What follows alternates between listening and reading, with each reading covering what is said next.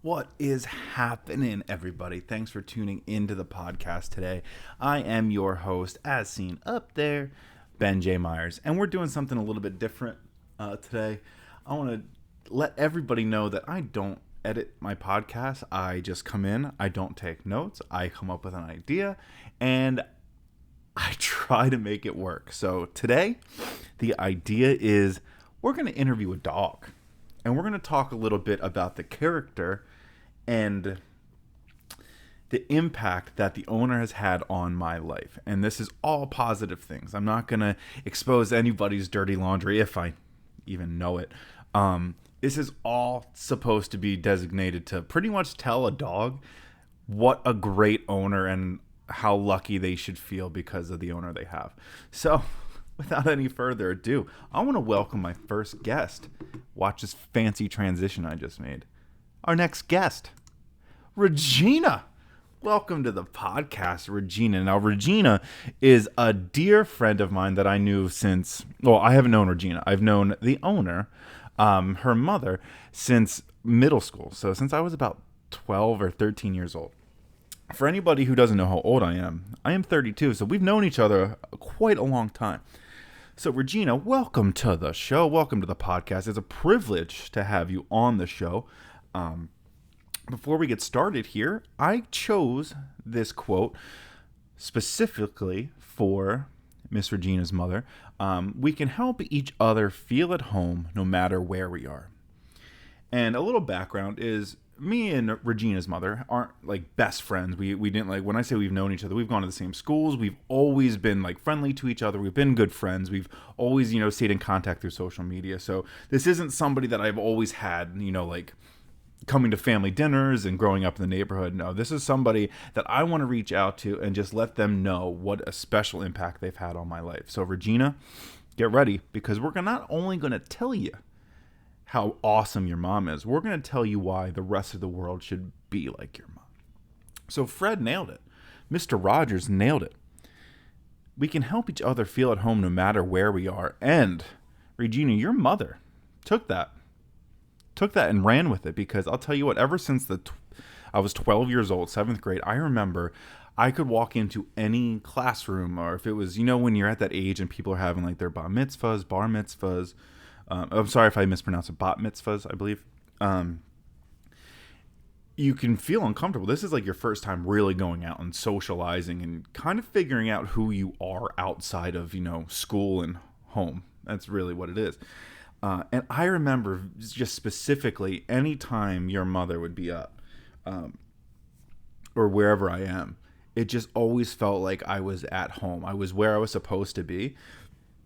It was one of those, I can have a conversation with them. I can be myself. I can make the jokes I would make. Don't have to worry about fitting in. I never felt like I was being judged. And any time I was in a room. So that's kind of what I wanted to talk about, is that's the type of impact, Regina, that your mother has. Anybody, and I know it's just not me, because other friends from when I was 12 used to be like, especially the guys, like, this is the girl we look out for. Like, nobody picks on her. Nobody does anything to her. Nobody, no one gives her problems. That was the expectation that was set since I was 12 years old, was this is a girl we protect at all costs because she's one of the good ones. So that's what I felt like. And when you're 12 years old, you start thinking as you're growing up, like, this is always somebody that if you had to protect them at 12, like, they had to be good people, right? You had to be. They didn't have to be, but turns out they were. So I love seeing just what a beautiful family you guys have. What a rock solid foundation. I mean, I believe your mom and dad have been together for like 14 some years. I think since high school, if I believe. I had it was like an audio engineering class in high school with your dad, actually. It feels weird saying mom and dad, especially to a dog wearing a Woody's cowboy hat. But I just don't want to expose names, because I don't know if people want things out there. And I'm sure as we keep going, it'll get a little bit better. So bear with me while I keep calling people. At least it's not mommy and daddy. That'd be a little weird. But that's one thing I can certainly say with confidence, is no matter where I went, no matter who else was there, if your mother was there, I felt like that it was going to be a good night. It felt like I was comfortable. I wasn't going to be getting in trouble. I wasn't going to be doing something stupid. I was like having a genuine good time, and that just kind of expanded into adulthood. I remember going to bars, and like I said, we just kept in contact. It was if we were there, we wouldn't like call to meet up with each other, or our friends group didn't call each other's friends group too much as we got older. It would just be like same place, same time. And I remember we were at a Halloween costume at a bar or something like that, and she showed up as Legends of the Hidden Temple. I can't remember which team it was. Lizard? I can't remember even the team's green team. I believe it was.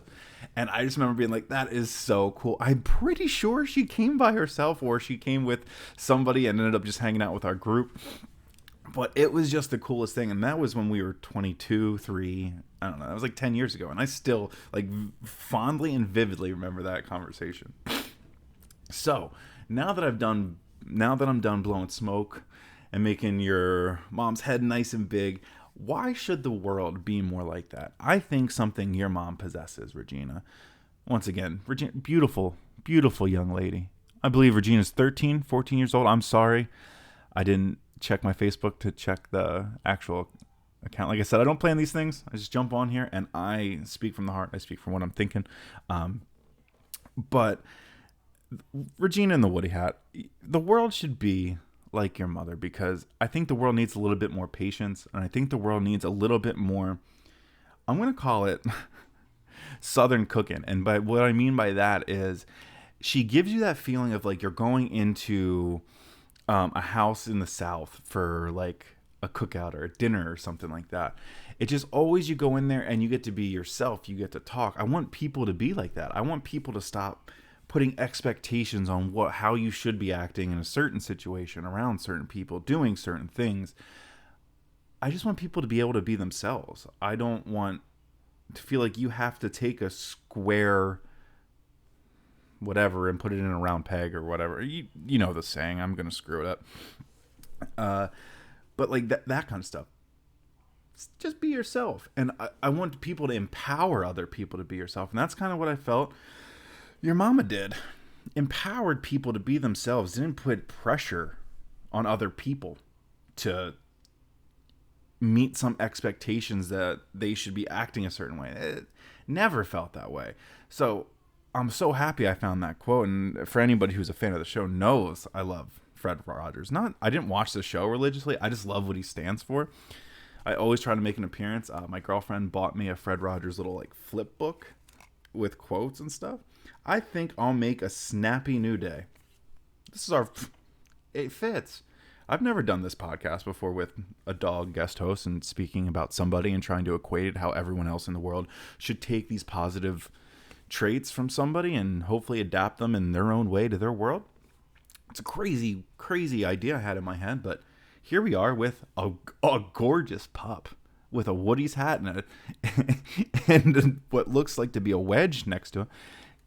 Chipping out of the rough. Yeah, I think that's what we need a little bit more in this world, is just for people to understand not everyone is you.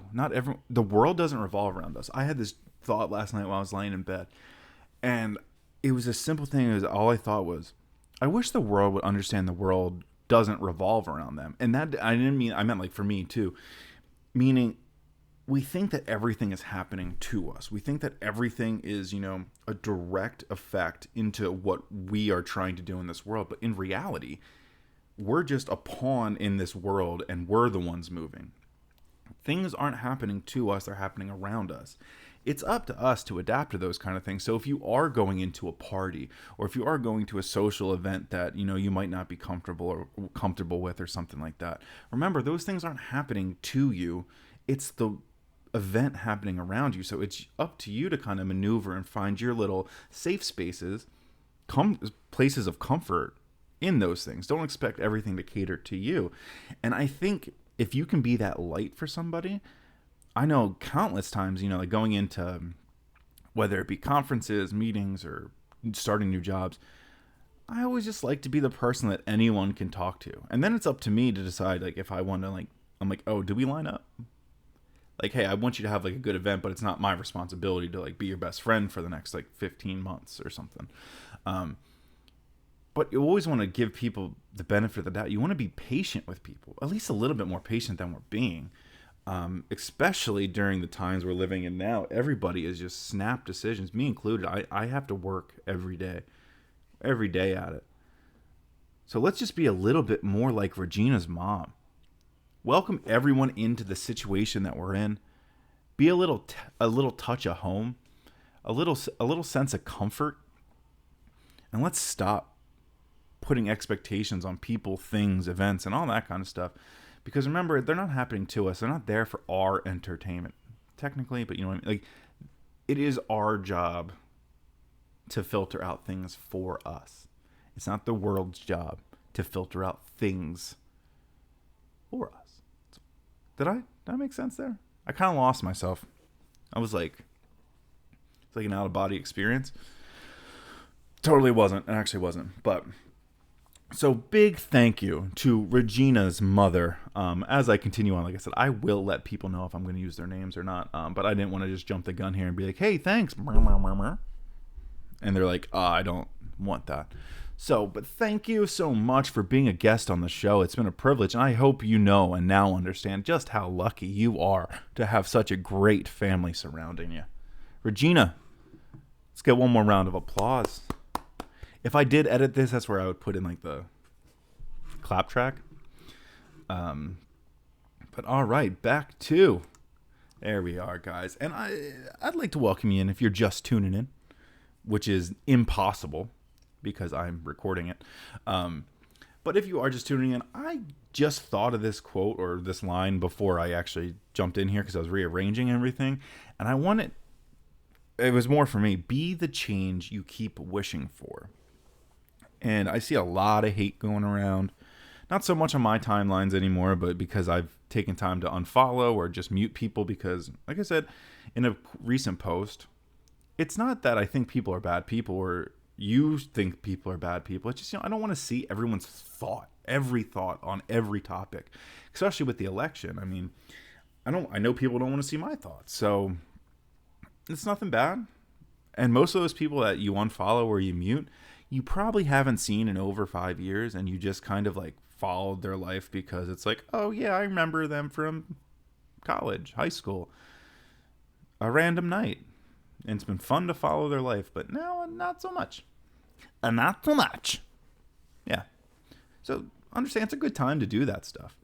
Be the change you keep wishing for. To be the change you keep wishing for, you have to put yourself in those situations to be able to provide that change.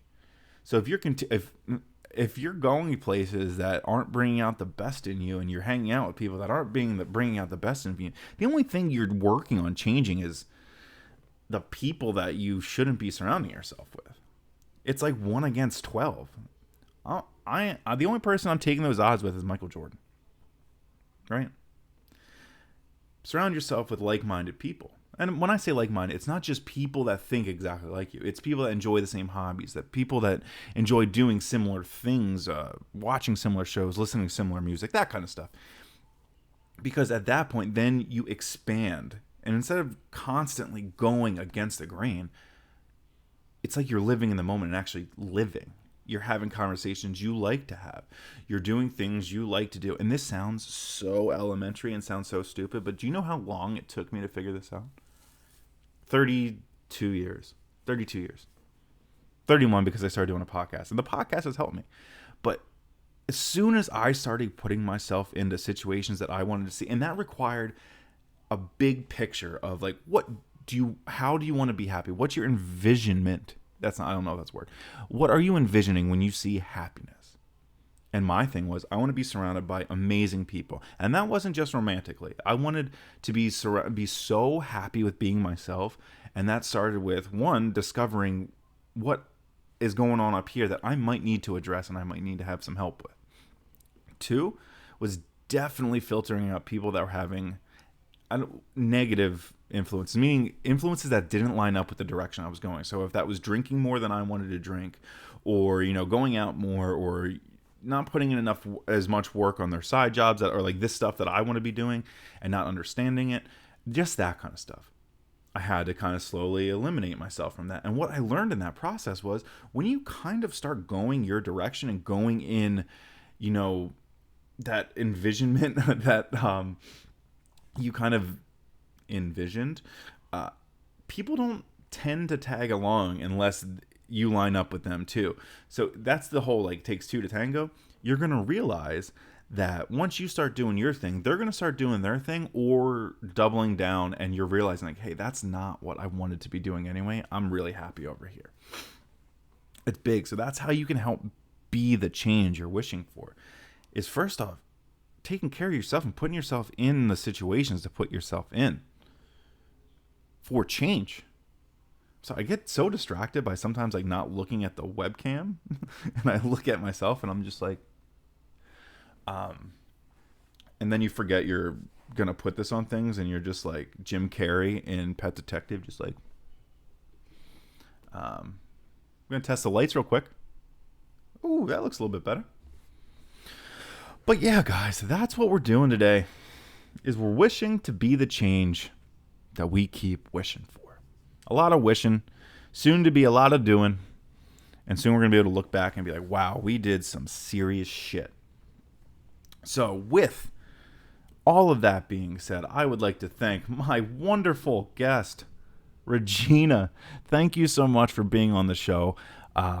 Say hello to your mother and father for me. It has been a pleasure to know them for as many years as I had. And I want to thank, especially your mother. Like I said, I'm closer with your mom than your dad. Just for being such a positive light in my life, being such a positive influence, being such a, like I said, a taste of home wherever you go. And like you said, I'm always so happy to see you. So thank you for being you. Continue being you. And please be safe, be happy, be healthy. Everybody, I want to thank you for stopping by. And as always, I will catch you when I catch you. Take care, guys. Love you. Bye. Shut it down.